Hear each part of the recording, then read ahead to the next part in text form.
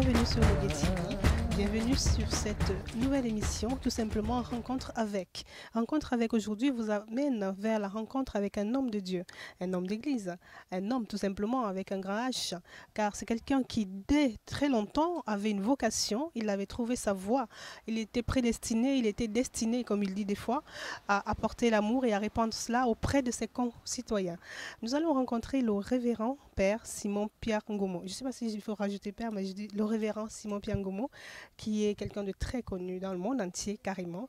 Il va se présenter à vous, nous allons discuter juste pour vous informer un peu plus, pour ceux qui le découvrent, pour ceux qui ne savent pas qui c'est, et puis il va un peu nous dire aussi quel est son ministère, comment est-ce qu'il le construit, comment est-ce qu'il le mène au quotidien, et comment est-ce qu'il voit l'avenir. Bonjour révérend. Bonjour Souemi. Je suis ravie de vous avoir aujourd'hui dans ce presbytère de l'EPRC de Toulouse. Donc bienvenue et puis comment allez-vous? Merci, je vais très bien. Vous savez, l'homme de Dieu, il est là, il se ressource toujours par l'Esprit Saint, donc il va toujours bien. Absolument. Ça, c'est quelque chose de magique pour moi, l'Esprit Saint. On en parlera tout à l'heure d'ailleurs, pour qu'on comprenne un petit peu ce que c'est.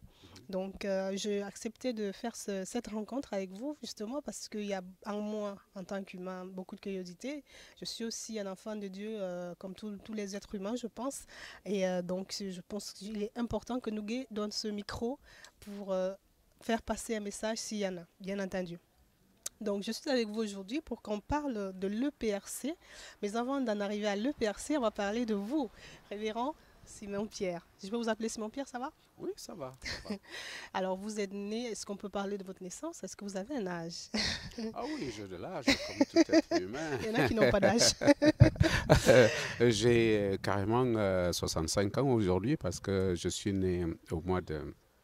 le 11 novembre 1949, chez nous au Cameroun, à Abidjan, dans un petit village, dans une maternité de la mission catholique, ce jour de l'armistice française. C'est donc dire que je rêvais donc en moi cet esprit d'armistice, c'est-à-dire de paix, de repos de l'âme, où vraiment on doit se pardonner. Donc, c'est ça qui m'anime, même dans mon ministère pastoral, de savoir que ce jour-là, c'était un jour de l'armistice. Il faut rappeler que vous êtes né accompagné, hein, vous êtes jumeaux. Oui, je suis jumeau. Oh, oui, je suis jumeau. Mon jumeau est même prêtre catholique. Il est à Paris. Tous les deux, vous étiez destinés à embrasser la voie religieuse. Mais tout à fait, ça, c'est le choix de Dieu. Est-ce que ça aurait été impossible que l'un des deux n'embrasse? Vous avez fait tout en même temps? Non, non, non. Ben, de toutes les façons, je suis de souche catholique. Notre maman nous a mis au monde étant catholique. J'ai même servi à l'église catholique comme servant de messe. Mais un jour, le Seigneur a fait que mon père puisse parler de notre naissance. Et lorsqu'il a dit que, bon, puisque mon frère jumeau, lui, c'était l'aîné, c'est lui qui est d'abord sorti. Et moi, quand je sors, je suis un peu maladif. Et la philosophie d'alors disait que si un enfant meurt sans être baptisé, alors, il ira au purgatoire. Et c'est ce que mon père ne voulait pas. Il est allé chercher le prêtre. Le prêtre lui a dit non, non, non, non, je ne peux pas le baptiser parce que ton père, c'est-à-dire le père de mon père, mon grand-père, a refusé de donner l'arbre Iroko pour construire la paroisse de Saint-Michel-d'Indel. Et alors, ça m'a un peu intrigué. Bien sûr. Je me suis dit, mais donc l'Église catholique m'a refusé depuis mon bas âge. Alors, qu'est-ce que je dois donc faire? Bon, je dois revoir. Est-ce que c'est ça? Et comme je méditais sur ça, alors j'étais là au lycée de Bala. J'ai été choisi par une nourrice américaine de Puscore. D'accord. Alors, elle m'a adopté. Et lorsque j'étais là-bas, bon, on est parti chez elle. Et c'est là que j'ai appris à jouer à l'orgue. Elle était la fille d'un pasteur méthodiste. Et là, j'ai commencé à jouer à l'orgue avec une bonne musique ténessienne. J'ai donc abandonné le grégorien. Puis je suis rentré. Quand je suis rentré, le Seigneur m'a dit, voilà, tu dois être pasteur. Comment est-ce qu'on sait que le Seigneur nous parle? Oui. Comment on le sait? Le Seigneur. Surtout quand on est jeune, vous deviez avoir peut-être, vous aviez quel âge à ce moment-là? À ce moment-là, j'avais 17 ans. Surtout quand on a 17 ans, comment on sait que le Seigneur nous parle? Le Seigneur parle à tout le monde, même aux petits-enfants. Et ça, c'est pas un secret pour personne. Il parle par plusieurs moyens, parce que c'est lui le maître de l'espace et du temps. Il peut parler par la parole, par les visions, par la maladie, par des événements. Donc, moi, c'était aussi par la maladie, parce que nous avions une épidémie. Alors, c'était la méningite. Oui, et ça, bon, si 4 jours, tu t'en sors, alors tu es guéri. Alors, moi, je me suis dit au Seigneur, puisque j'ai commencé à avoir des violents maux de tête, étant à l'internat au Bala, je lui ai dit, Seigneur, si tu me guéris de cette maladie, je vais te servir. Et donc, là, je suis parti. Je suis même parti du lycée sans dire au revoir à ma nourrice ni à personne. Je suis allé au village. Et c'est là que je suis tombé dans le coma. Et quand ma maman rentrait des champs vers 18h, 19h, elle m'a trouvé que j'étais là. Tout mon village connaît l'histoire. Et là, entre-temps, moi, je voyais plutôt comment est-ce qu'on m'a mené au temple. Et au temple protestant. Ce n'était pas ce n'était pas catholique, ni même au dispensaire. Il y avait un grand hôpital catholique, mais on m'a plutôt amené au temple. Et c'est là que j'ai trouvé beaucoup de choses. J'ai trouvé quelqu'un qui n'avait pas de dos, mais qui me regardait seulement. Sans dos. Après, il m'a présenté un gros livre. Et lorsque j'ai posé ma main, sous forme de prestation de serment, alors il m'a dit, est-ce que tu es d'accord d'aller partout où mon Seigneur t'enverra? On dit que ce n'était pas lui, le Seigneur. Bien sûr. Mais il est là, c'est un envoyé. Et j'ai dit oui. Alors, il faut donc cesser les études. Disons, le tronc commun, parce que je faisais ce que nous appelions la classe de... C'était la terminale, oui. Mais on appelait cela la classe de sciences expérimentales. Ah bon? Oui, sciences ex. Ouais, on était à quelques mois du baccalauréat. Oui. Alors, j'ai dit, oui, Seigneur, envoie-moi. Et c'est là que j'ai trouvé une grande chorale qui chantait un morceau qui me tient encore à cœur aujourd'hui. Oui? Venez au Sauveur, il vous aime. Venez au Sauveur qui vous aime. Oh, quel beau jour quand nous arriverons là. Alors, dans la demeure de l'Éternel, nous y prendrons nos places. Alors, et j'ai vu comment la place m'était déjà réservée. Et on m'a amené vers mon Sauveur que je n'ai pas vu parce que lorsque je le regarde, c'était comme un flash. Et puis, je ne pouvais plus bien le revoir. Mais j'ai seulement entendu sa voix. Tout ça dans le coma. Ah ouais, c'est excellent. Et après, quand je me suis réveillé, et je ne vous dis pas tout ce qui s'est passé là-haut, bon, il m'a tout simplement dit, maintenant, je ferai de toi le pasteur de mes brebis. Va donc.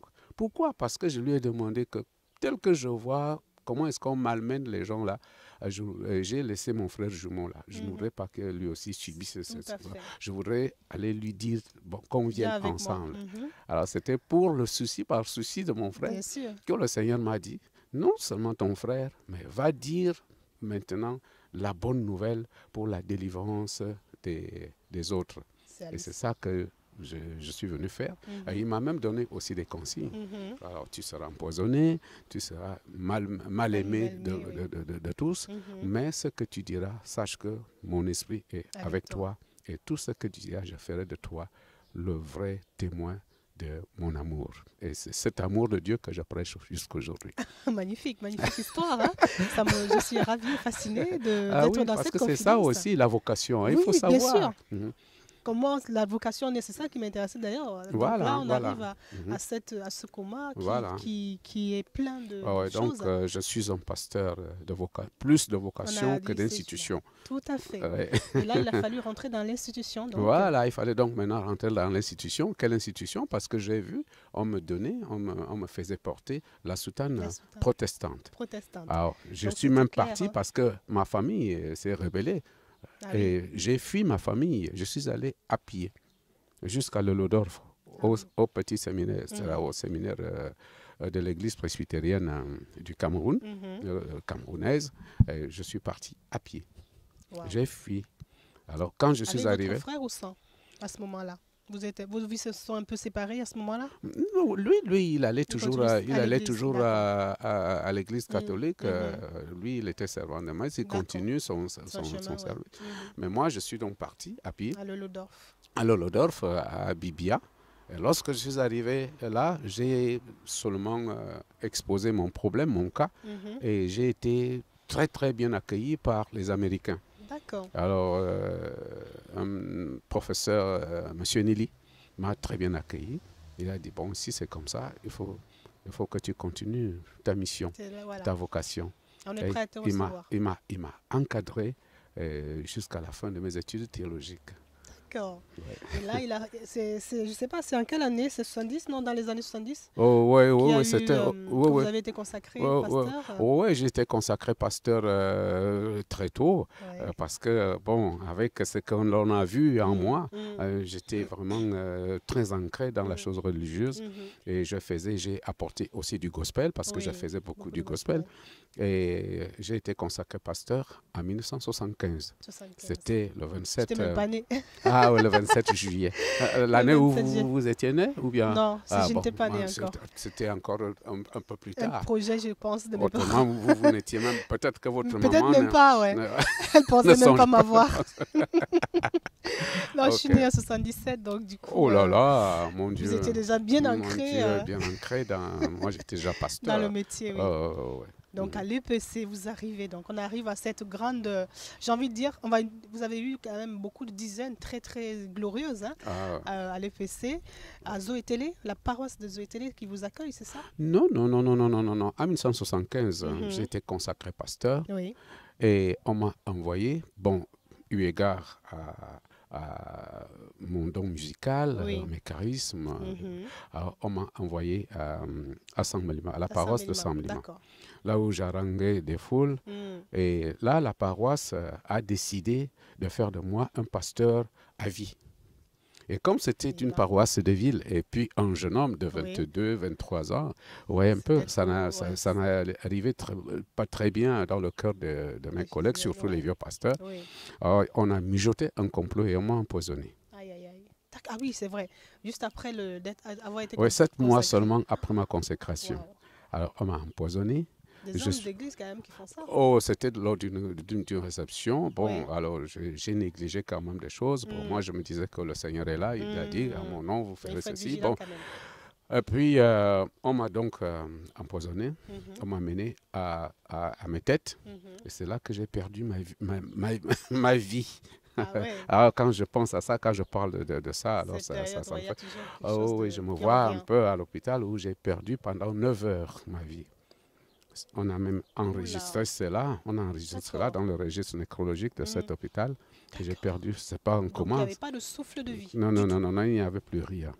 Il n'y avait plus rien. Mais là, c'est là encore que je rencontre mon Seigneur.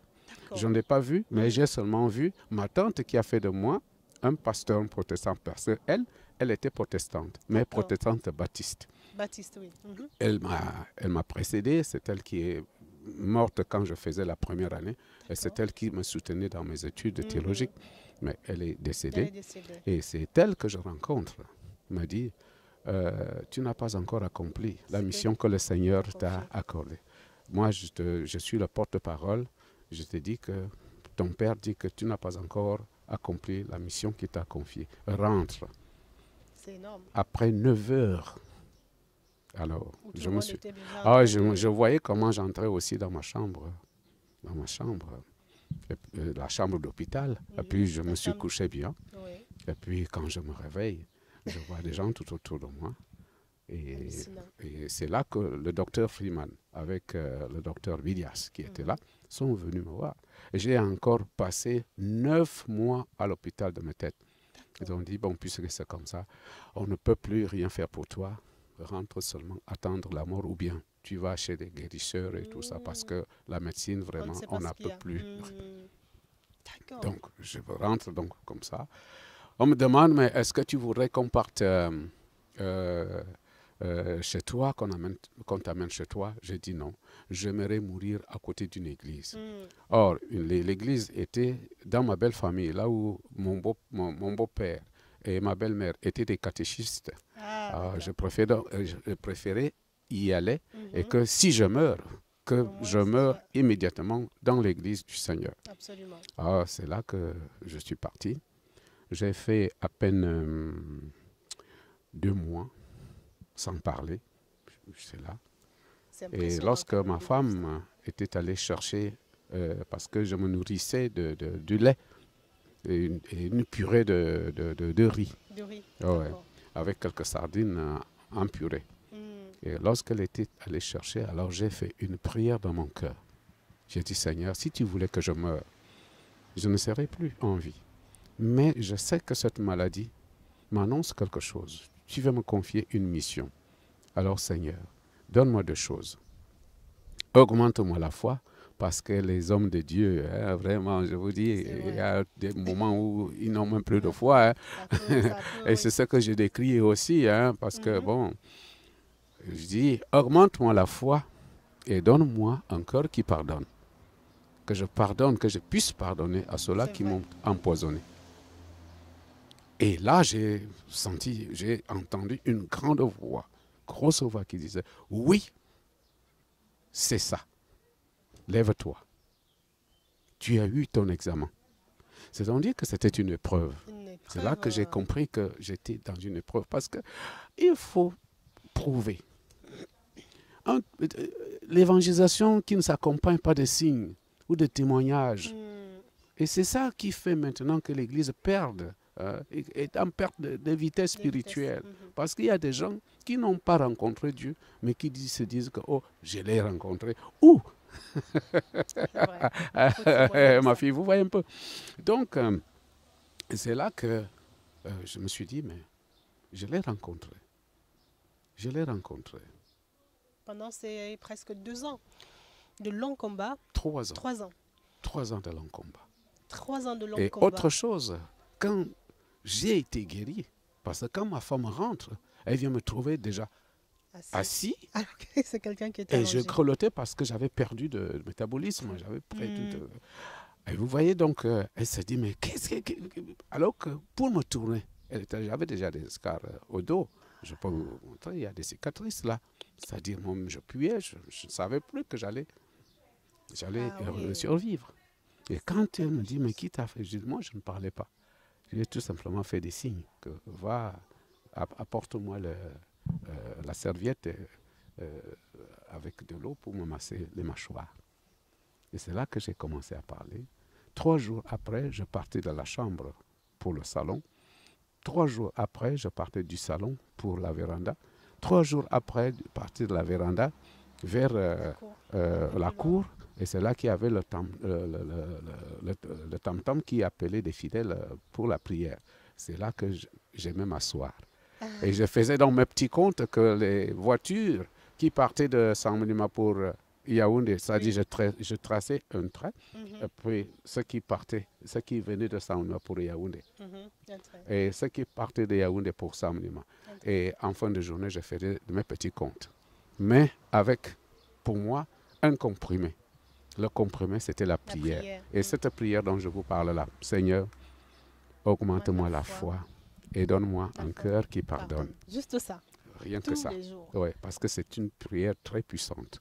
Et ça a continué de... Parce que quand il y a le pardon et quand il y a la foi, une foi simple, on n'a plus besoin de la matière.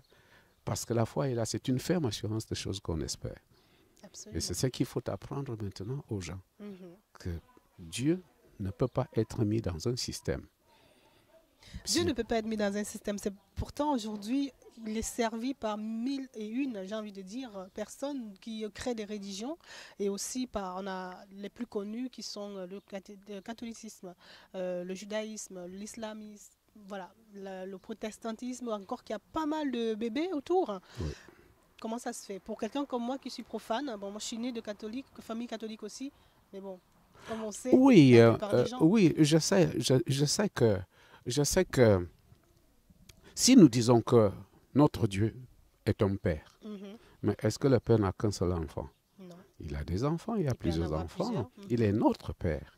Et nous n'avons pas les mêmes spécificités. Nous n'avons pas les mêmes caractères. Nous n'avons pas les mêmes civilisations ou les mêmes traditions. Mais Dieu se révèle parce que Dieu est esprit. Et l'esprit est invisible parce que ceux qui veulent dire, ceux qui veulent voir Dieu, ils ne peuvent pas le voir. Même dans l'Ancien Testament, que ce soit Mahomet, que ce soit Abraham, que ce soit les Confucius, que ce soit les Bouddhas et les autres, ils n'avaient jamais vu Dieu. Alors Dieu, c'est une puissance, c'est un esprit. Et Jésus a dit, Dieu est esprit et vérité. Ceux qui l'adorent doivent le faire en esprit et en vérité. Et l'esprit, c'est quoi? C'est comme l'air. On ne voit pas l'air, mais on ressent. Mais l'air prend la forme du contenant. Nous parlons maintenant de la Coupe du Monde au Brésil. Qui a déjà vu l'air qui est dans le ballon? Mais c'est pas moi. Et c'est cet air-là qui est dans le ballon, parce que sans air, le cuir ne vaut rien. Mais c'est lorsqu'on y a enfui de l'air que le ballon gonfle, bondit et suscite les miracles, suscite la joie des nations. C'est comme ça qu'est Dieu. Dieu peut donc entrer chez ses enfants et puis faire de ses enfants ses adorateurs. Mais il y a un problème. Pourquoi est-ce que les gens se cachent maintenant derrière Dieu pour écraser les autres? Voilà. C'est ça que moi j'appelle les systèmes. Alors, Dieu ne peut pas se mettre dans un seul système, et même dans un système humain. Sinon, on mettrait en cause sa toute puissance. Il est tout puissant, il est omnipotent, il est omniprésent. On ne peut pas dire qu'il n'est qu'ici, là, mais il est partout. Alors qu'on le laisse tranquille. Mais il nous demande une chose, c'est ce qu'on appelle la foi, une ferme assurance des choses qu'on espère, parce que c'est un Dieu d'amour. Si nous nous aimons, vous voyez que maintenant, on parle des guerres, ainsi de suite. Il faut voir, essayons de faire un peu le diagnostic. Vous verrez que sur 100 cas de guerre, presque 70 ont des connotations religieuses.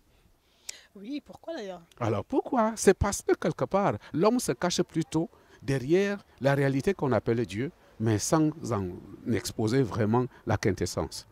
Vous voyez un peu? Je voudrais dire qu'on parle de Dieu de bouche, mais on croit en lui moins. D'accord. Alors quand on voudrait, par exemple, quand les gens voudraient déjà exhiber leur idéologie, alors ils prennent Dieu parce qu'ils savent que les gens sont très naïfs. Les gens ont trop de problèmes.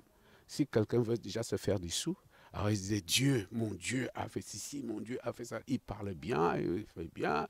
Et les gens penseront que c'est pour Dieu, alors que lui, il est en train de... D'accord, c'est ça. Mais moi, je me pose cette question aussi parce que, bon, on entend aujourd'hui dans la théorie de l'univers, où ils disent que les choses, en fait, qu'on est dans un cycle qui est en train de changer. C'est pour ça qu'il y a beaucoup de guerres, de pauvreté, de justement ce mal-être des religions nouvelles qui naissent, qui annoncent une fin du monde pour beaucoup, pour certains en tout cas. Est-ce que justement Dieu met son peuple à l'épreuve grâce à tout ça, et est-ce qu'il y a quelque chose qui va sortir de bon de tout ça? Écoutez, Dieu ne change pas. Sa parole non plus ne change. Mais c'est l'homme qui change. Parce que l'homme est toujours en quête de savoir, du savoir. Il veut savoir où est Dieu. Alors il se fait des idées de Dieu. Alors que Dieu, il est là, il est simple. Quiconque met sa confiance en lui, il le verra. Mais c'est parce que l'homme est en train de chercher. L'homme se cherche depuis un certain temps, depuis même des millénaires. L'homme se cherche. Il ne sait pas ce qu'il est, ce qu'il doit faire. Alors il esquisse certaines choses. Et c'est ça qui trouble ce qu'on appelle la paix. Parce que Dieu incarne la paix. Mais la paix, c'est quoi? C'est l'équilibre des valeurs.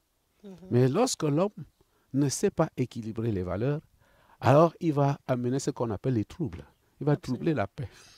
Et c'est ça le problème. Les religions sont là. Bon, j'ai dernièrement en Inde, à Bangalore, j'ai posé un problème dans une conférence. Elle dit, voilà, Abraham, c'est le maître, disons, le fondateur du judaïsme, le père du judaïsme. Mahomet, c'est le père de l'islam. Jésus, c'est le fondateur du christianisme. Et tous reconnaissent qu'ils ont un Père. Tout à fait. Et tous ne sont plus ici-bas. Ils sont là-bas, au ciel. Et lorsqu'ils sont au ciel, est-ce qu'ils se chamaillent? Est-ce qu'ils se font la guerre? Est-ce qu'ils se contredisent? Je pense non. Je pense aussi. Mais pourquoi nous, ici, nous nous contredisons? Pourquoi nous, ici, on se fait la guerre? Dites la guerre des religions. Vous voyez que nous n'avons pas. Bien sûr. Alors, c'est ça le problème. Moi, je m'imagine des enfants d'un même père, comme nous, comme le monde entier. Bon, que celui-ci soit femme, parce que si il est notre père, il y a aussi des femmes. Il y a des filles, il a des filles. Et nous sommes des garçons. Hein? Il y a des rouges, il y a des noirs, il y a des blancs, il y a des ceci et de cela. Bon, mais nous sommes maintenant dans une salle, dans une table, où nous devons manger la nourriture préparée par notre Père. Nous sommes dans une même table, mais on dit, toi tu ne manges pas, lui il mange, l'autre il ne doit pas manger. Est-ce que c'est possible? Je comprends. Alors, si donc on parle, surtout pour l'Église chrétienne, on parle du corps du Christ, c'est-à-dire du pain et du vin. Ceux-ci appellent communion, d'autres appellent Eucharistie, d'autres appellent High Supper, d'autres appellent Sainte Seine. C'est quoi? C'est le pain et le vin, c'est-à-dire Jésus présent dans le pain et le vin. Oui, et tout cela, c'est un mystère, puisque la foi est un mystère. Alors, si nous disons donc que nous sommes là, c'est la nourriture préparée par notre Père, le pain, le vin, la chair et le sang de Jésus-Christ. Pourquoi dire à certains, vous ne mangez pas parce que vous êtes catholique, d'autres, vous ne mangez pas parce que vous êtes protestant. Vous voyez un peu que ça sort déjà de Dieu. Dieu qui est amour, Dieu qui est un bon Père, Dieu qui sait donner de bonnes choses à ses enfants. Lui, il déverse sur nous ses grâces, ses onctions. Mais nous sommes égoïstes et on ne voudrait pas que... Pourquoi? C'est parce que nous avons des intérêts qui ne sont pas ceux de Dieu. Voilà pourquoi il y a donc ce dont vous parlez là. Donc beaucoup d'animosité même. Là, on vient de voir un cas général par rapport à toutes les religions qui existent, mais on va venir sur un cas particulier qui est le vôtre, parce que vous avez énormément subi. Vous avez beaucoup de charisme, beaucoup vous traitez de charismatiques, d'angéliques, d'hommes de paix, de cœur. Vous avez beaucoup de fidèles. Vous avez réussi à créer beaucoup de chapelles au Cameroun déjà, et même au-delà. Et ça a suscité énormément de soucis au sein de votre congrégation première qui était l'EPC. Et on va parler peut-être de ça. Et ensuite, ça vous a poussé à créer dans l'EPRC, donc Église presbytérienne réformée. Parce que vous avez rencontré un réformateur avec qui vous avez peut-être décidé de faire cela. Maintenant, on commence par l'EPC, qui est votre église première. Comment est-ce que vous avez vécu justement cette période où tout le monde, alors que vous faisiez que votre travail, vous haranguez les foules, mais tout le monde venait vers vous. Il paraît que vous faisiez aussi beaucoup de miracles dans votre retraite, donc vous allez aussi me parler de ça. Et ça a créé beaucoup de dissensions au sein de l'EPC. Comment vous avez vécu cette période justement? Oui, ça part d'abord de la notion de Dieu, c'est-à-dire de ce que nous appelons la religion. C'est ça d'abord le problème, parce que les gens, ils laissent la notion primordiale, c'est de connaître, de bien piger, de bien analyser, de bien apprécier ce que nous appelons la religion par rapport à Dieu. La religion vient, comme vous le savez, du latin religare. Religare veut dire relier. Relier quoi? L'invisible, la force invisible. Puisque vous ne pouvez pas voir ce qu'on appelle la force ici. Non. Elle est invisible. Mais quand on dit force, vous avez quand même l'idée dans votre cœur. Voilà Dieu. Une force invisible qui est le résumé de toutes les forces, quelle que soit la religion. Même chez les musulmans, on sait que Dieu, c'est le pluriel. Elohim, chez les Juifs, c'est le pluriel des puissances. Alors, donc, ce Dieu, cette puissance-là, est reliée. C'est une puissance invisible qui entre dans la faiblesse visible pour que la faiblesse visible devienne la puissance de Dieu. Vous voyez un peu? Voilà. C'est-à-dire, vous acceptez Dieu, Dieu entre dans votre carapace qui est faible. Comme Jésus a dit, aimez-vous les uns les autres, on ne peut pas s'aimer. Mais puisqu'on ne peut pas s'aimer, il y a une puissance qui vient faire de nous des gens qui s'aiment, les uns les autres. Alors, c'est donc ça. C'est-à-dire, c'est Dieu qui nous transforme. Mais quand on ne veut pas que la force de Dieu entre, et c'est ce que j'ai dépisté dans l'église, mon église presbytérienne camerounaise, parce que lorsque le Seigneur m'a envoyé, bon, j'ai vu comme on me revêtait de la soutane noire, une soutane calviniste.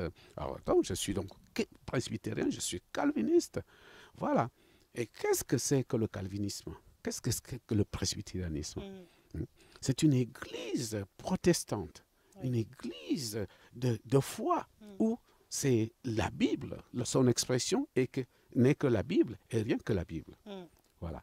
Mais lorsque maintenant ce n'est plus la Bible, c'est la Constitution. Ah oui.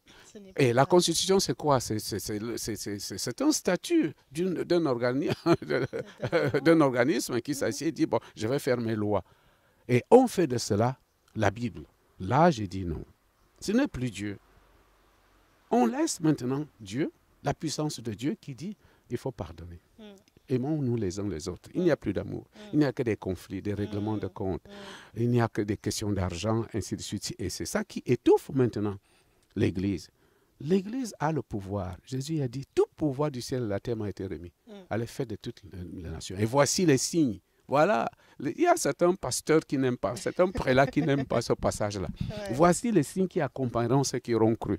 En mon nom, ils chasseront les démons. Au nom de Jésus. Mais on distribue maintenant de l'eau bénite, du sel, de la matière. Alors que Jésus a pris tout le pouvoir du ciel et de la terre. C'est parce que quelque part, on n'est pas ouvert à cet esprit, à cette puissance invisible. Mais on voudrait faire alors un système où l'on doit mettre Dieu, et Dieu ne peut pas être mis dans une cage. Il est tout puissant, non? Alors c'est la raison pour laquelle je suis donc parti. Parce qu'il n'y avait que des querelles. Et vous savez que quand il y a des querelles, vous ne pouvez pas vous concentrer pour prier. Et la prière demande la concentration. En mon nom, vous chasserez les démons. Vous parlerez de nouvelles langues. Si vous arrêterez des serpents. Si vous boirez un breuvage mortel, il ne vous fera point de mal. Vous imposerez les mains aux malades et les malades seront guéris. Alors l'Église avait un pouvoir, c'est-à-dire 5 pouvoirs pour démontrer la puissance de Jésus-Christ. C'est-à-dire pour rassembler son peuple, afin que son peuple s'aime. Mais ça ne peut plus à cause des divisions, à cause des querelles. Ça, c'est la première des choses. La seconde, c'est que la théologie du XVIe siècle, entre catholiques et protestants, était ancrée dans des querelles, des polémiques, la lutte des dogmes. C'était poignant, c'était terrible. Il y avait même des décès, les croisades, ainsi de suite, où les gens ont perdu. Il y avait des violences. Mais aujourd'hui, le peuple, le monde d'aujourd'hui, voudrait déjà être un monde de rassemblement. C'est pourquoi vous, les médias, vous parlez du village planétaire. Voilà le rassemblement. On parle de la globalisation, de la mondialisation. Et l'Église parle de quoi? L'Église parle de l'œcuménisme, c'est-à-dire ce rapprochement. Mais pourquoi, depuis 1963, on n'applique pas les règles? On ne parvient pas à appliquer les règles du rapprochement. C'est ce que nous appelons l'œcuménisme. C'est parce que, quelque part, les dogmes du XVIe siècle sont encore là. Il y a des églises qui sont encore là. Raison pour laquelle, moi, je dis que, bon, je ne suis pas contre les églises qui naissent de jour en jour. Moi, je pense que c'est même là une manifestation de l'Esprit Saint. Comme le jour de la Pentecôte. Ils sont des églises pentecôtistes et tout ça. Bon, je veux bien. Mais je ne voudrais pas seulement qu'on nous parle, qu'on nous apporte encore autre chose. Mais lorsque le Saint-Esprit est là, il nous donne des pouvoirs de faire certaines choses. Parce que Jésus a dit, vous recevrez la puissance de l'Esprit Saint qui descendra sur vous et vous serez mes témoins. C'est-à-dire, en mon nom, vous chasserez les démons. L'église d'aujourd'hui ne chasse plus les démons. Mon église ne pouvait plus chasser les démons puisque elle-même, elle était entièrement démoniaque. Comment vous voyez un peu. Comment est-ce qu'un démon peut-il chasser un autre? Ah ben ça, c'est compliqué. Alors, les démons, c'est quoi? C'est la haine, c'est la jalousie, c'est tout ce qui détruit. Hein? Dieu n'a pas créé Satan. Parce qu'il n'est nulle part dit dans la Bible que Dieu a créé Satan. Parce que Satan n'est pas un nom propre de personne. Et ce n'est même pas un objet comme ça là. Satan, en hébreu, est un adjectif qualificatif. Et on a dit, vous savez que l'adjectif qualificatif s'accorde en genre et en nombre avec le nom qu'il qualifie. Donc c'est une épithète, alors qui galvanise. Et puis qui prend donc la haine comme un outil. Et c'est cet outil qu'on appelle le démon. La haine devient donc un démon pour détruire. Tout ce qui détruit est Satan. Satanique.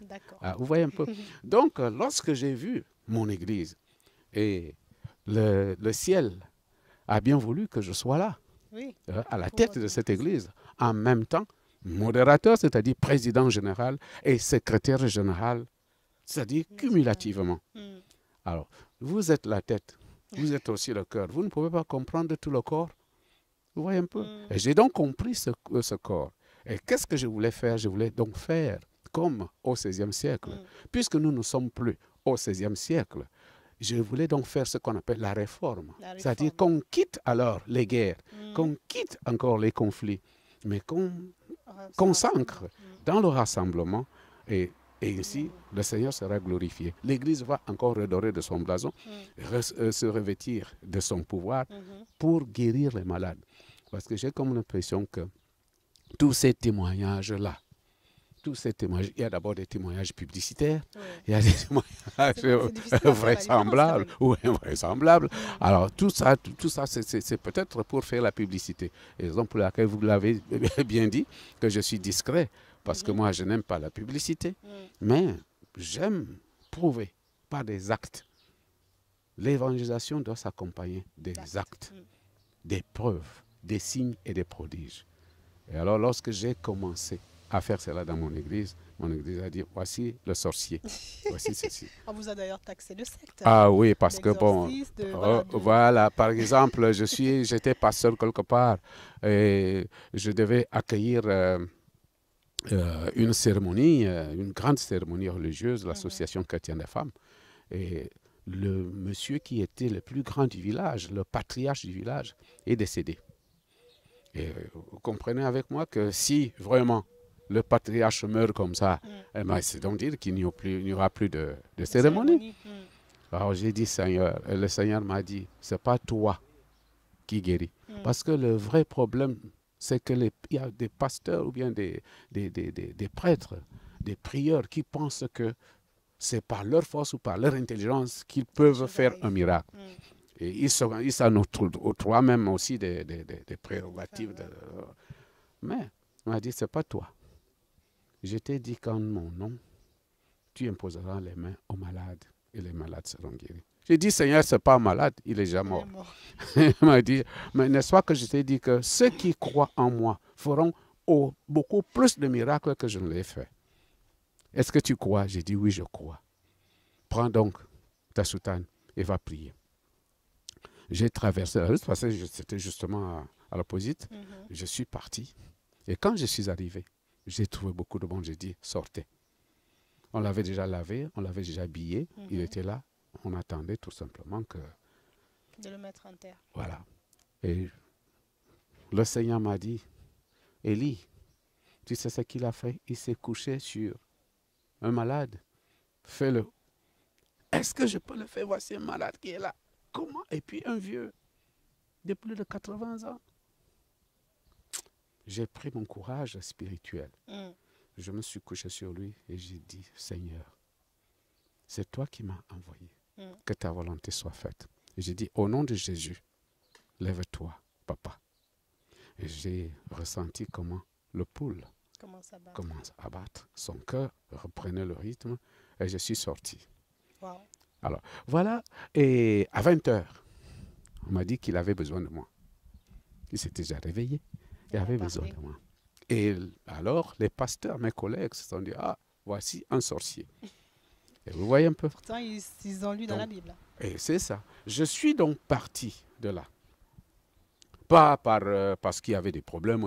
Non, non. C'est parce que c'est une vocation. Raison pour laquelle je voudrais vous dire que l'EPRC est une église vocationnelle et non institutionnelle. D'accord. Et vous voyez que dans l'EPRC, les catholiques viennent communier. J'ai amené les gens de chez moi, les églises de chez moi, à avoir cette symbiose de foi. Parce que moi-même, j'ai fait une correspondance au pape, paix à son âme, sa sainteté, Jean-Paul II. Oui. Je lui ai dit, bon, ma maman est, c'est une femme, elle est catholique, engagée. Mon frère jumeau, il est prêtre catholique. Mais moi, je suis pasteur protestant. Vous qui vénérez Marie, si Marie avait 2 enfants, est-ce qu'elle ferait ce que ma maman est en train de faire? Que quand mon frère jumeau célèbre l'Eucharistie, maman va communier. Mais quand moi, je célèbre la Sainte Seine, elle ne vient pas. Alors, dites-moi, qu'est-ce que je dois faire? Est-ce que je dois négliger ma maman? Et il m'a répondu, parce qu'il était très humble. Il m'a dit que votre maman est la plus heureuse. Elle est la bienheureuse pour avoir donné 2 jumeaux, tous serviteurs du Seigneur.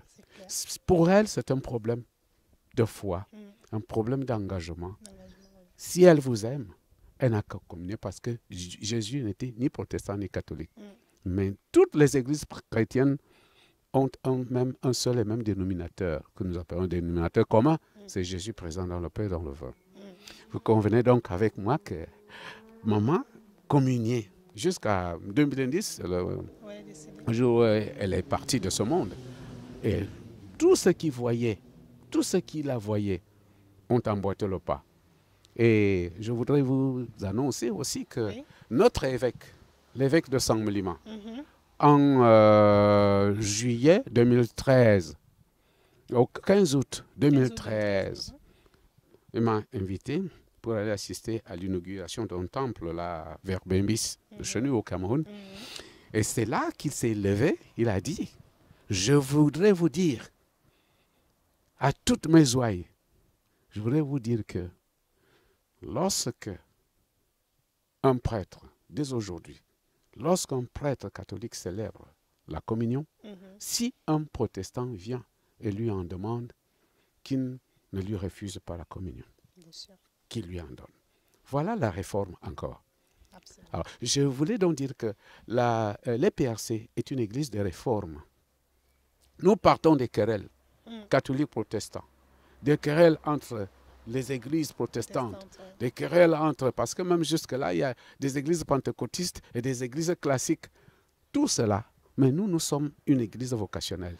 Nous avons une mission, rassembler toutes ces églises-là, rassembler le peuple.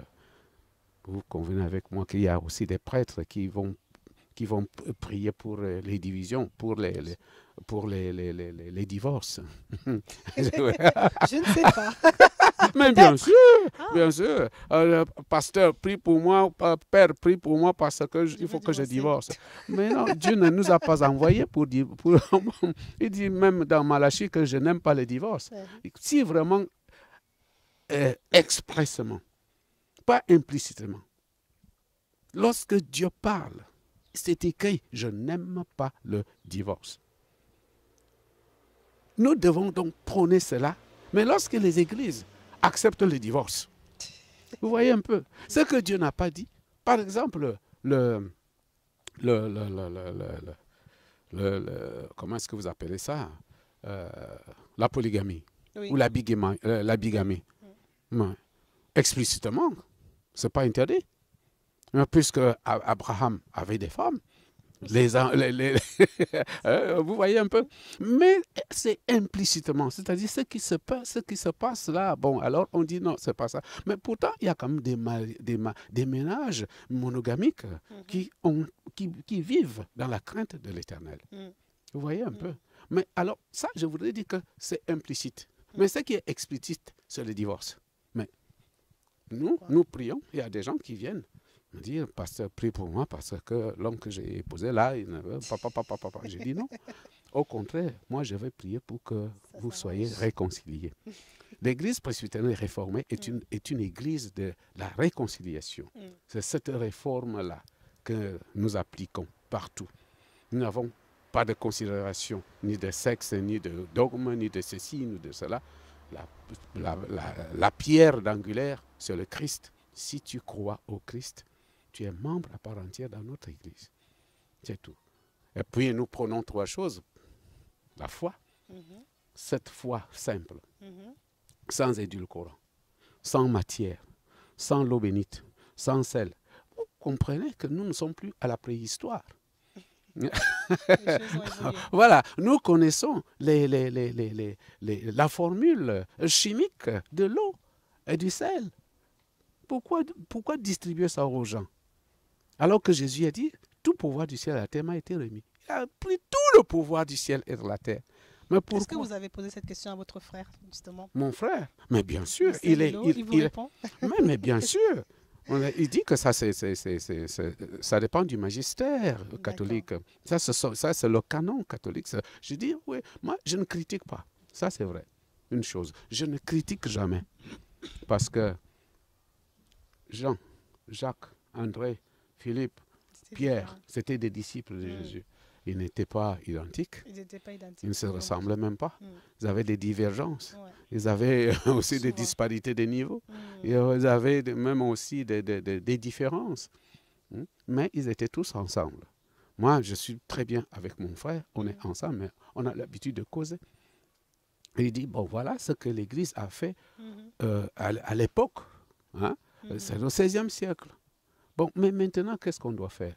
Puisque nous connaissons que l'eau, c'est ça la formule, H2O, l'hydrogène et l'oxygène. Ce sont des éléments dont l'organisme a besoin. Hein? Alors si on augmente de l'eau comme ça, là, ça va, ce n'est pas une guérison miraculeuse quand même. Bon, puis le sel, c'est le chlorure de sodium, NaCl. Alors, le chlore, c'est un antiseptique, donc ce sont des antiseptiques. Mais ça, c'est ça. Mais attention aux diabétiques, et aux gens qui ont de l'hypertension. Quand on leur dit, bon, allez, buvez du sel, alors qu'ils sont en régime hyposodé, ça peut encore régénérer autre chose. Alors que Dieu n'a pas besoin de tout cela. Il suffit tout simplement de dire au nom de Jésus. Et on impose les mains au malade. Le malade est guéri. On ne voit pas, on ne voit pas le mauvais esprit. Dès qu'on dit au nom de Jésus-Christ, le mauvais esprit s'en va. Et c'est ça le vrai problème. Comment est-ce qu'on comprend ces choses? La raison pour laquelle, parce que la doctrine qui était là, était que, bon, vous pouvez vous quereller, vous pouvez même vous insulter, mais vous êtes normal. Alors là, j'ai dit non, on n'est pas normal. Il faut donc partir des querelles, sans toutefois, parce que là, je ne les critique pas. Je ne les combats pas. Mais je voudrais les amener à la compréhension. Que ce soit les catholiques, que ce soit les presbytériens, les luthériens, ainsi tout cela, toutes ces familles-là, c'est bien beau. Ce sont des enfants de Dieu. Mais les enfants de Dieu doivent toujours s'assembler en un seul corps, un jour, devant l'Éternel. Et c'est ça la loi de Dieu. Aimez-vous les uns les autres. Et c'est à cela qu'on reconnaîtra que vous êtes les disciples du Seigneur. Voilà. Et vous voyez donc que lorsqu'on fait cela, parce qu'on pense que j'ai le pouvoir de faire ceci. Non, je n'ai pas le pouvoir. C'est parce que j'applique la parole de Jésus. En moi-même, je n'ai aucun pouvoir. Là où vous me voyez là. Je n'ai aucun pouvoir en moi-même. Parce que je ne suis qu'un chiffon que le Seigneur utilise, comme le cordonnier utilise le chiffon pour polir les chaussures. Et c'est là, le chiffon ne peut jamais se prévaloir être plus fort ou bien avoir un certain statut qui l'élève par rapport à son Seigneur. Vous voyez un peu? Donc, c'est Dieu, c'est Jésus qui est en moi. Et quand je parle, c'est l'Esprit Saint. Nous venons de fêter la Pentecôte. Absolument. Voilà. Donc, vous voyez un peu, Pierre qui ne pouvait pas parler devant, mais il prend la parole. Et il y a 3000 personnes qui vous voyez un peu. Donc, les miracles, c'est ça que Jésus a dit. L'Église, la prédication de l'Église doit s'accompagner de miracles palpables. C'est ce que Jésus a dit. Et c'est parce que nous nous sommes déjà détournés de la parole de Jésus à cause de nos querelles, de nos divisions, de nos luttes, alors que l'Esprit ne peut plus venir. L'Esprit est venu lorsque les disciples étaient tous ensemble au même endroit. Mais avec ces querelles, ces divisions, ces disputes, ces conflits, l'Esprit Saint, peut-être, est déjà imaginaire. Mais pour ceux qui croient au Seigneur, l'Esprit Saint vient et il parle. Dit, mauvais esprit sort. Le mauvais esprit s'en va. Et qu'est-ce que c'est le mauvais? Les gens pensent que le mauvais esprit, c'est la sorcellerie. Rien que la sorcellerie, les gris-gris et tout ça. Alors que ce n'est pas ça. Le mauvais esprit, c'est quoi? Même la haine, les querelles, les luttes, les conflits, les amertumes et tout ça, le bavardage, la colère, ça, les angoisses, ce sont des mauvais esprits. Et rien que par la parole, au nom de Jésus, au nom de Jésus, le mauvais esprit sort. Et le mauvais esprit s'en va. Mais au lieu de faire cela, c'est parce qu'on se sent incapable de faire quoi que ce soit à cause de notre faiblesse de foi. Quelquefois même on résigne contre la volonté de Dieu. Alors on dit, bon, prends, voici la matière, tu vas asperger quand tu vas dormir. Tu récites le Notre Père 5 fois, 10 fois. Est-ce que Dieu est sourd pour ne pas comprendre la toute première fois? On est d'accord. On va faire une petite pause et on revient juste vous parler de la suite du prêche, du presbytère, du ministère du pasteur. Et puis, ne bougez surtout pas.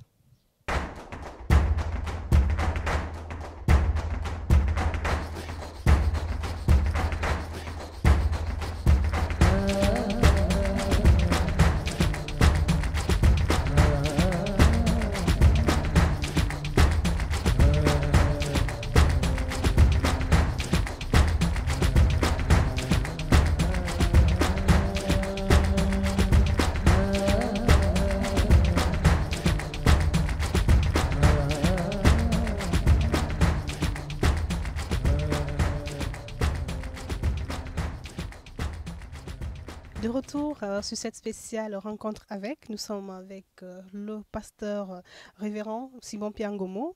Donc nous rencontrons un homme de Dieu aujourd'hui qui nous parle de son parcours, de ses origines, de sa vocation et surtout de son église, l'EPRC, Église presbytérienne réformée du Cameroun. Nous sommes d'ailleurs dans le presbytère de Toulouse, Outre-mer. Nous sommes en cours. Merci à ceux qui nous rejoignent à l'instant et ceux qui sont fidèles. Merci aussi pour votre fidélité. Ne bougez surtout pas. Nous continuons cet entretien. Et nous allons à présent parler de votre expansion nationale et internationale. Je sais que quand vous étiez à l'EPC, justement, vous aviez commencé à créer tellement de chapelles nationalement et vous êtes allé à l'international. Je crois que la première de vos chapelles à l'international, c'est au Japon. Hein? Est-ce que c'est correct, cette information? Non, j'ai commencé par... j'étais pasteur à Zouétélé. À Zouétélé. Après, j'ai essayé d'annoncer, d'étendre cette philosophie dont je venais de vous parler. Et on a créé la chapelle à Yaoundé. Chapelle de Corneillé, Yaoundé. Et puis, en Colbisson, en Balmayo. Il y a la chapelle de Balmayo, qui est déjà devenue une paroisse aussi. À Douala, Bonamou dit la grâce. Oui. Et disons, maintenant, ça s'est déjà amplifié à Edea, à Ezeka, à Konolinga, partout, même à Ndom. Donc partout au Cameroun, même jusqu'à Ngaoundéré, au Cameroun. À l'est, à Bertoua, à Konolinga. Bon. Et puis, je suis allé au Gabon, à Plein Palais, à Cocotier, c'est pas Plein Palais, à Cocotier, à Libreville. Et puis, je suis parti en Europe. D'accord. En Europe, j'ai la toute première chapelle que j'ai installée, c'était à Pernity, à Paris. D'accord. Lorsque j'étais à l'EPC, toujours. À l'EPC, toujours, oui, bien sûr. À Pernity, pardon. Et puis, Pernity, c'était Genève. Genève, Bienne. Et il y a eu des problèmes de leadership, là, comme je vous racontais. Et lorsque nous sommes donc arrivés à l'EPRC, l'EPRC a pris la chose en main l'appareil évangélique, par des signes et des prodiges, a repris son envol. Dans toutes les chapelles ont été reformées aussi. Tout à fait. Donc, nous avons maintenant en Europe, nous avons Paris, nous avons Lyon, nous avons Toulouse qui nous accueille aujourd'hui, oui. Nous avons Strasbourg, et nous avons Reims, nous avons quoi d'autre, il y a Vienne, Genève, et il y a aussi ceux qui sont encore en gestation, Nantes et Bordeaux, ainsi de suite.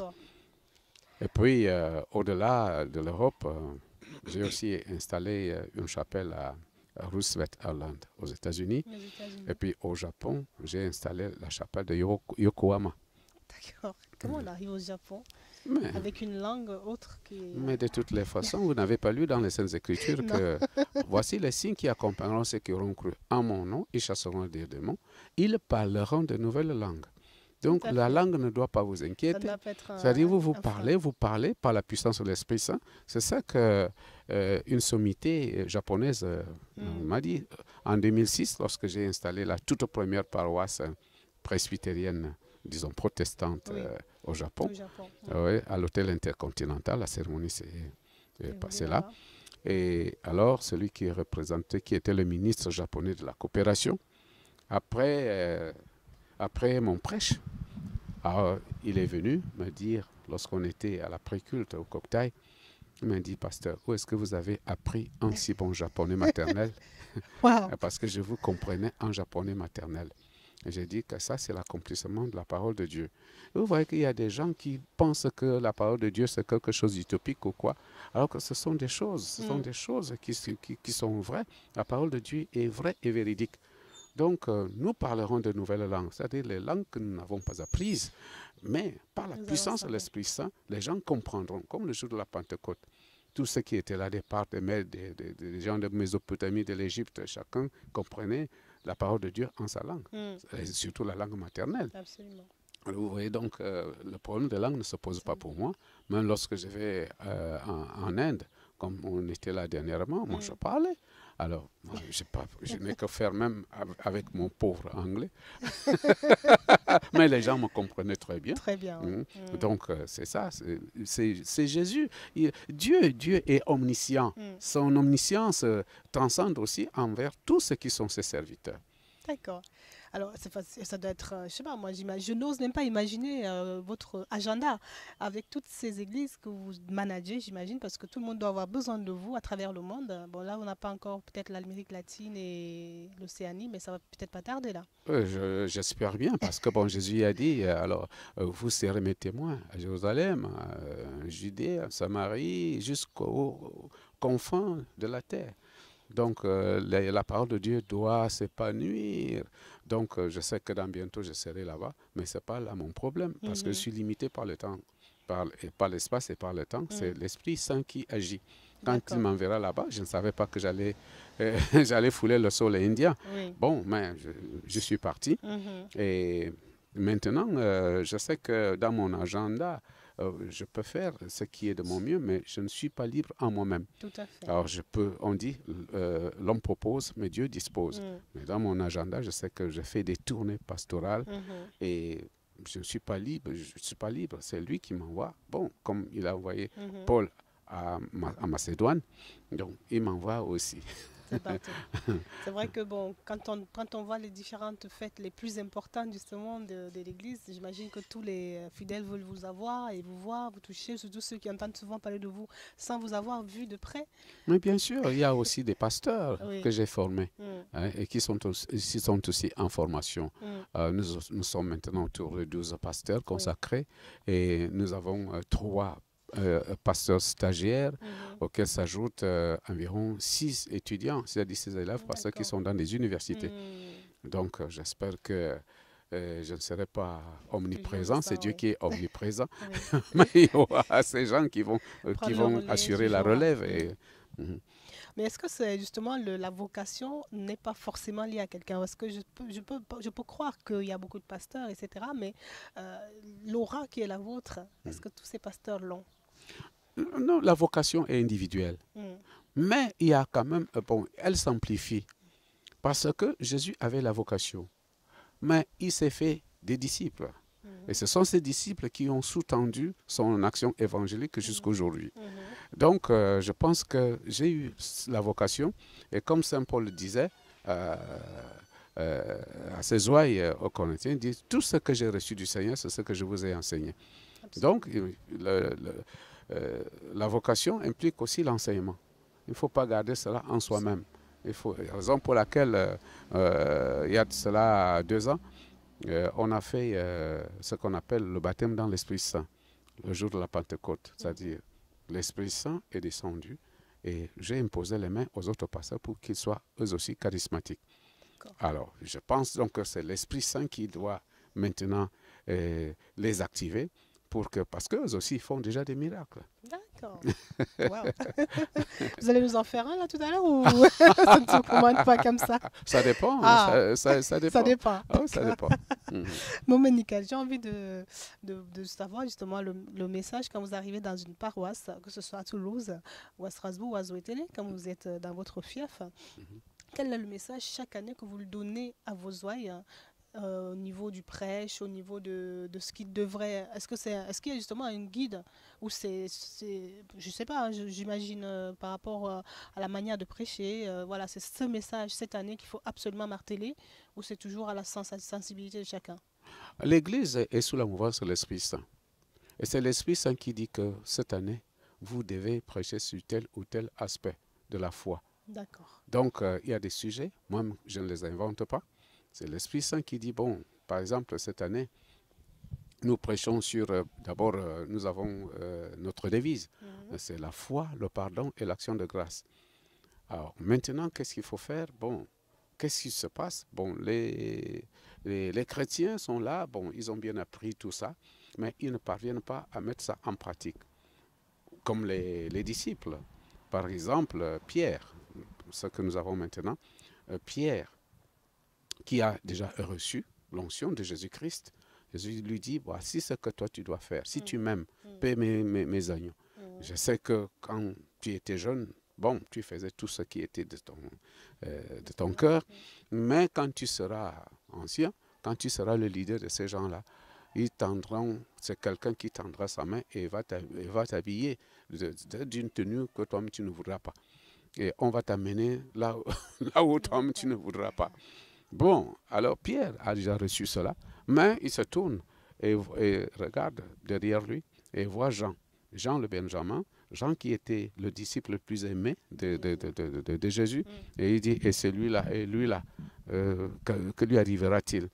Alors c'est ça qui bloque notre Église aujourd'hui, selon le Saint-Esprit, qu'au lieu de regarder, au lieu de suivre Jésus, de faire ce que Jésus nous demande de faire, on se permet de regarder, de critiquer les autres et tout ça. Et c'est ça qui... Voilà un peu le thème de cette tournée pastorale pour cette année, que notre Église ne doit pas regarder les faiblesses des autres églises. Les chrétiens ne doivent pas regarder les faiblesses des autres, mais plutôt regarder Jésus qui prône l'amour. L'amour, c'est-à-dire l'amour dans la faiblesse. Parce que si vous voulez vraiment qu'il y ait le vrai amour, votre partenaire ou bien votre mari, aimez-le plus dans ses faiblesses que dans ses forces. Parce que si vous n'allez l'aimer que dans ses forces, quand il va accuser des faiblesses, ça va capoter. Mais lorsque vous l'aimez dans les faiblesses, quand il y a la force, alors la force est toujours positive. Autrement dit, c'est ce que nous prêchons maintenant. C'est l'Esprit Saint qui nous apporte des sujets par rapport à ce qui se vit. Et l'année prochaine, je ne sais pas, je ne peux pas vous dire que l'année prochaine, on va prêcher sur ceci ou cela. Ça, c'est l'édification du peuple de Dieu.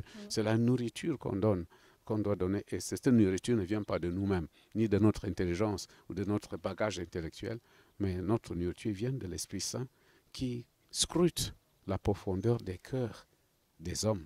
Il sait de quoi ils ont besoin et c'est là que nous mettons le remède. Comment on sait qu'on a l'Esprit Saint ou comment on le reconnaît? Qu'est-ce que c'est l'Esprit Saint? Mais bien sûr, c'est comme je vous disais, que l'Esprit, c'est comme l'air. Invisible. Alors, l'air, bon, donc l'Esprit, c'est une puissance de Dieu qui est en vous. D'accord. Parce que, bon, vous voyez, que ça soit dans les 5 sens.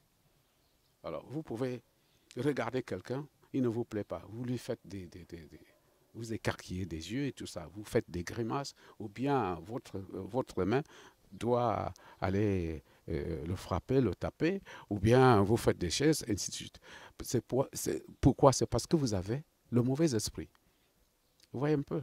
Mais lorsqu'on a le Saint-Esprit qui est en vous, vous-même, vous êtes fiers d'accomplir ce qui est bien. C'est l'Esprit Saint qui vous encourage à le faire. Et lorsque nous parlons ici, là, je n'ai pas de manuscrit, vous en avez, mais moi, je n'ai pas de manuscrit. Les questions que vous me posez, je les réponds. Non pas par mon intelligence, c'est par la puissance de l'Esprit Saint qui fera en sorte que ceux qui nous écoutent puissent puiser quand même une substance qui pourra les aider de quelque manière que ce soit. Voilà l'Esprit Saint. L'Esprit Saint, si je résume pour moi, ça peut être une forte intuition aussi. Pas une forte intuition, pas une intuition, mais une force spirituelle. Vous savez qu'il y a deux choses. Il y a l'esprit, il y a l'âme. Vous voyez un peu? Alors, il y a en l'homme, ce que nous appelons la spiritualité. La spiritualité, c'est l'état d'âme ancré dans une confiance totale envers celui qu'on ne voit pas. C'est-à-dire Dieu. Donc, lorsqu'on a confiance, une confiance accrue, une confiance totale, c'est ça qu'on appelle la foi. La foi est donc soutenue par une spiritualité. Mais au jour d'aujourd'hui, la spiritualité a perdu de sa saveur et a plutôt fait naître deux autres spiritualités, deux autres formes de spiritualité. Et c'est ça le vrai problème, la raison pour laquelle les gens s'interrogent sur l'Esprit Saint. Il y a d'abord le spiritisme. Vous voyez, le spiritisme, il faut maintenant invoquer les saints, il faut invoquer les esprits, les morts, ceci, cela, la prière des saints, ceci, la prière des saints, tel, ainsi de suite. Vous voyez un peu. Donc, c'est ça. Ça dit tout maintenant devient esprit. Même si je mange, l'esprit mauvais, même si on s'endort, l'esprit, même si on a mal mangé, quand on fait des cauchemars, ce sont les mauvais esprits. Vous voyez, ça c'est le spiritisme. Et bon, il y a le spiritualisme. Le spiritualisme, c'est quoi? C'est l'usage des sacramentaux, l'usage de la matière. Ouais, un peu, vous ne pouvez plus vous endormir, on vous donne du sel béni, de l'eau bénite, et ainsi de suite. Quelque part, même pour les protestants, c'est des fragments de Bible. Va lire les psaumes 35, combat ceux qui me combattent, faites ceci, faites cela. Il faut réciter le Notre Père 5 fois, 10 fois, comme si Dieu était sourd. Donc, Dieu n'est ni sourd, ni aveugle. Il nous voit. Il est omniprésent, il est omniscient. Donc, cette nouvelle forme de spiritualité, ça joue un très mauvais rôle dans la foi. Si bien qu'on ne sait plus, parce qu'on est déjà dans la confusion. Où est l'Esprit Saint et où est le mauvais esprit? Mais quand on a l'Esprit Saint, c'est cet Esprit Saint qui vient maintenant galvaniser notre subconscient afin que nous ayons foi en celui-là que nous ne voyons pas. C'est une puissance. Et lorsque je vous parle ainsi, moi, je ne sais pas ce qui va se passer. S'il y a un malade, amenez-le. Moi, je vais vous dire. Moi, je dis au nom de Jésus. Et vous verrez les réactions. Tout type de maladie. Mais c'est ce que Jésus a dit, non? Vous imposerez les mains aux malades et les malades seront guéris. Le problème, c'est que ce n'est pas moi qui guéris. C'est Jésus qui guérit. Et le Jésus de la gloire, il a besoin qu'on le glorifie, qu'on le magnifie et qu'on soit son témoin. Et non qu'on se dise que c'est moi qui guéris. Moi, je ne guéris jamais. Et personne ne guérit même. Même dans la science. Les médecins ne guérissent pas. Ce sont des traitants. Des praticiens, comme on dit. Ce sont des praticiens. Mais il y a quelque chose qui guérit. Il y a quelque chose qui guérit. La guérison s'opère par l'esprit. Donc, l'esprit de confiance, d'abord. Vous pouvez aller trouver un malade, vous lui donnez un comprimé. S'il ne croit pas en ce comprimé, il sera toujours malade, non? Donc, c'est ce que nous appelons des maladies psychosomatiques. Vous voyez? Donc, il y a là l'Esprit Saint. Quand on sait, quand on le regarde, il y a l'Esprit Saint qui vient quand on l'invoque. Et il vient en vous. Vous avez le pouvoir. Vous êtes en aisance de parler. je peux vous parler jusqu'à 3 jours, 4 jours ici, lorsque je parle des questions de Dieu. Oui. Vous voyez un peu, je parle, c'est l'Esprit qui parle en moi. Et puis, il me donne le courage de dire ceci, c'est-à-dire de faire et de dire, de vivre la volonté de Dieu, d'aimer, parce que Jésus a dit, à ceci, l'on reconnaîtra que vous êtes mes disciples. Aimez ceux qui vous haïssent. Vous voyez, quand on a l'Esprit Saint, c'est-à-dire quand quelqu'un vous, vous hait, et lorsque vous l'aimez, sachez que vous avez l'Esprit Saint. D'accord. Faites du bien à ceux-là qui ne vous aiment pas. Bénissez ceux qui vous maudissent et priez Dieu pour ceux qui vous calomnient. Elle dit, si ton ennemi a faim, donne-lui à manger. S'il a soif, donne-lui à boire. Absolument. Mais pourquoi alors les guerres dans des églises? Pourquoi? Des églises qui se veulent du Christ. Absolument. Alors que, effectivement, il y a des haines.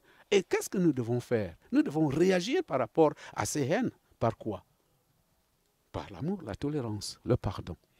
C'est la raison pour laquelle nous avons opté comme deuxième maillon de notre foi dans les PRC, le pardon. Le pardon, d'accord. je reconnais que s'il n'y a pas de pardon, beaucoup de choses sont difficiles à faire. Je reconnais. Mais bien sûr. Mais pour avoir la foi, justement pour invoquer le Saint-Esprit, comme vous disiez tout à l'heure, est-ce qu'il y a une recette qui pourrait être appliquée? Une recette, c'est la foi. La foi. Donc, avoir la foi, c'est-à-dire une ferme assurance des choses qu'on espère. Et puis l'Esprit ne va pas venir parce qu'on l'invoque. D'accord. L'Esprit vient quand il veut, comme il veut. Alors si l'Esprit dit, si l'Esprit sait que vraiment votre cœur est ouvert et que vous voulez l'invoquer pour la gloire du Christ, parce que l'Esprit Saint rend gloire au Christ, alors il viendra. Mais si alors c'est pour votre propre gloire, vous allez dire, bon, l'Esprit Saint vient, je guéris ça pour que je sois élevé. Alors, il ne viendra pas. C'est ça pour laquelle Jésus a dit, l'Esprit, c'est comme le vent. Le vent souffle quand il veut, comme il veut. Donc, c'est comme ça l'Esprit Saint. Mais ce qui est là-dedans, c'est surtout la spiritualité, que moi j'appelle la spiritualité affirmative. Là, c'est-à-dire, l'âme est ancrée à une conviction, à une confiance totale envers celui-là qui est omnipotent, omniprésent. Omniscient. Omniscient. Pasteur, on ne va pas revenir sur les controverses dont vous avez fait l'objet, parce que je sais que quelles que soient les controverses dont vous faites et vous ferez encore l'objet, vous êtes toujours dans cet esprit d'amour et de pardon, rassemblement. Donc, moi, je fais fi du reste. Non, vous savez que c'est tout à fait normal. On reconnaît l'homme de Dieu dans l'affliction, dans les guerres, dans les luttes. Et si vraiment vous voulez satisfaire le monde, soyez comme le conformez-vous au monde. Mais si, parce que Jésus l'a dit, que ne soyez pas inquiets si le monde vous hait. C'est moi qui l'ai d'abord haï. Si vous étiez du monde, le monde aurait aimé ce qui est sien. Mais c'est parce que je vous ai choisi, je vous ai établi. Voilà pourquoi le monde vous hait. Donc, pour les conflits, tout ça, bon, moi, j'aime. Parce qu'effectivement, elle a dit, heureux serez-vous quand on vous outragera, quand on vous insultera. Alors, qu'est-ce qu'il dit? Il a dit, réjouissez-vous et soyez dans l'allégresse. C'est-à-dire, réjouissez-vous d'avoir été insulté à cause du Christ. Des gens qui supputent des choses contre vous, qui ne savent pas. Alors, qu'est-ce que Jésus dit pour pardonner? Il dit, Seigneur, pardonne-leur parce qu'ils ne savent pas ce qu'ils font. Moi, je me demande pourquoi les églises entrent-elles en guerre, sachant que ceux qui font ce qui est contraire à la volonté de Dieu, ce sont des ignorants. Pourquoi les églises, elles aussi, deviennent ignorantes? Vous voyez un peu? Moi, je ne suis pas ignorant. Si quelqu'un m'insulte, si quelqu'un s'oppose à moi, mais je vais bien. Hein, parce que j'ai le devoir de le convaincre. Alors, notre combat n'est pas dans les luttes et les querelles, dans les animosités, les jalousies. Non, notre combat est dans la conviction. Il faut convaincre. Le Seigneur nous a dit, allez convaincre les gens. Là, ils sauront que vous êtes mes disciples. Lorsque vous allez vous aimer les uns les autres. Lorsque vous aimerez ceux qui vous combattent. Aimez ceux-là qui vous haïssent. Il faut les aimer. Vous voyez un peu? C'est ça le vrai problème. Ça, c'est le problème des églises. Et les PRC voudraient maintenant dire à ces églises, à ces églises sœurs, à ces sœurs, que ce n'est pas le fait. Jésus ne nous a pas laissé vraiment ce travail. Le travail, la mission que le Seigneur a accordée à son église, c'est la conviction. Allez convaincre, pas des signes et des prodiges. Vous allez guérir les malades. Malades physiques, malades psychosomatiques, malades moraux, malades psychiques, ainsi de suite. Et même malades financiers. Vous allez les guérir. Beaucoup, Alors, si vous boirez un breuvage mortel, il ne vous fera point de mal. Pourquoi les chrétiens ne veulent plus aller chez les autres parce de peur que on va m'empoisonner. Non, dites seulement au nom de Jésus. Même s'il y a du poison, ça ne veut pas dire que les gens ne vont pas vous empoisonner. Dites seulement au nom de Jésus. Et moi, j'ai déjà converti autant de gens avec ça. Des gens qui m'ont empoisonné et qui veulent même m'empoisonner. Dès que j'arrive quelque part, je sais que le Seigneur a dit qu'avant de manger, avant de boire, il faut dire au nom de Jésus. Quand je dis au nom de Jésus, le verre éclate. 2 fois déjà, les gens de chez moi le savent. Je dis au nom de Jésus. Au nom de Jésus. Pourquoi? Et le monsieur vient. Il vient passer aux aveux. Alors je dis, bon, maintenant ça va. Mais il ne faut pas éprouver Dieu. Bien sûr. Il ne faut pas éprouver Dieu. Mais c'est lorsqu'on a la foi. Lorsqu'on a la foi. Et raison pour laquelle notre Église voudrait que lorsqu'on commence à manger ou bien à boire, parce que les gens prient seulement quand il y a à manger, mais quand il y a à boire, ils ne prient pas. Ils ne prononcent même pas le nom de Jésus. Vous voyez un peu, ce serait un peu stupide de vous voir quand quelqu'un vous invite à prendre un pot. Voilà un verre de bière qui est là, au nom de Jésus. Alors, vous serez bizarre. Mais c'est cette bizarrerie-là que le Seigneur veut. Et pour vous protéger. Donc, tout ce que vous allez faire, manger ou boire, dites d'abord au nom de Jésus. Et même s'il y a du poison là-dedans, j'appelle même poison aussi l'alcool, puisque l'alcool est un poison. Si vous prenez vraiment à une forte dose, mais dites au nom de Jésus, alors la dose va quand même, parce que c'est le poison. Le poison, c'est un poison, c'est comme un autre. Alors, vous voyez un peu.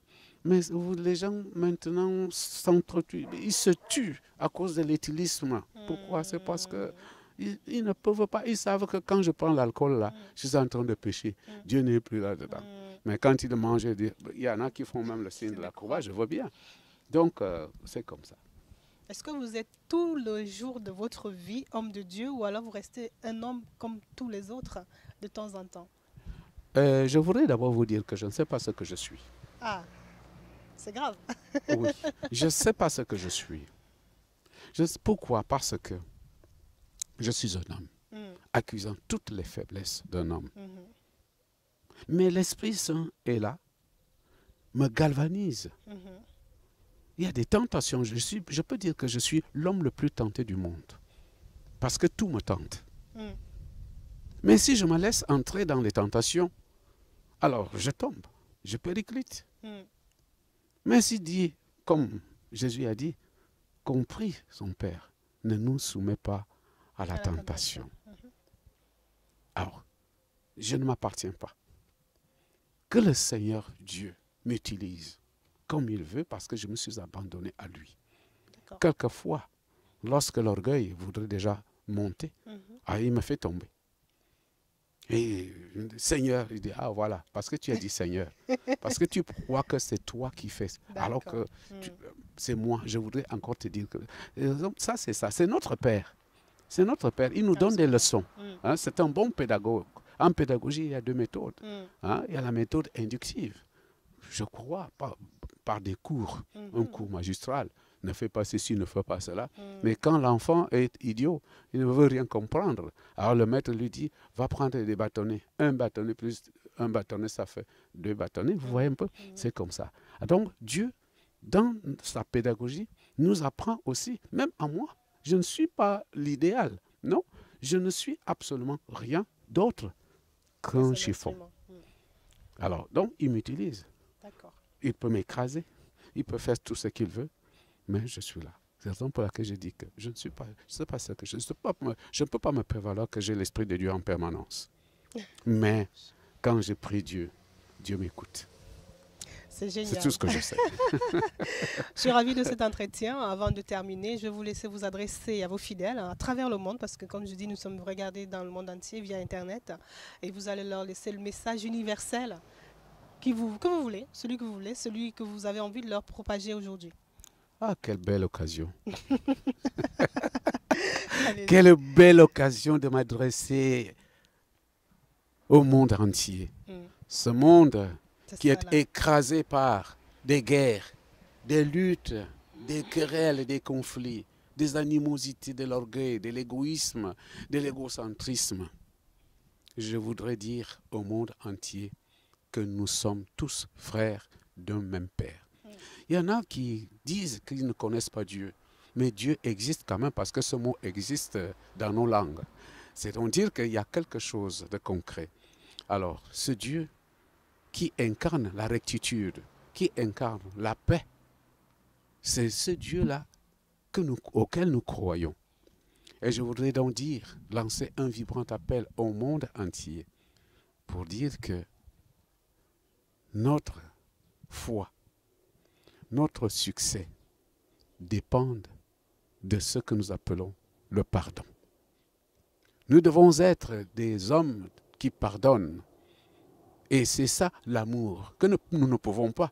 Nous ne pouvons pas exercer l'amour parfaitement, mais par le pardon, c'est-à-dire remettre les fautes à son frère et le réhabiliter, c'est-à-dire le comprendre, le réhabiliter à son état initial.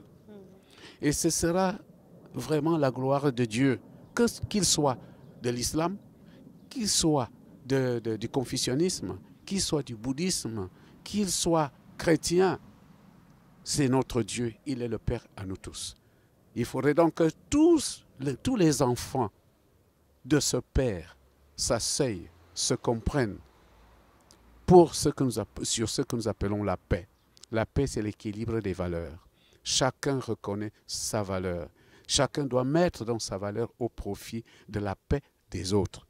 Et que le Seigneur Jésus, notre Seigneur, notre Sauveur, celui qui est notre Rédempteur, à la gloire de Dieu qui est notre Père à nous tous, quelles que soient nos appartenances, quelles que soient nos différences, nos divergences d'opinion, nos diversités, que notre Dieu soit glorifié par la paix, par le pardon.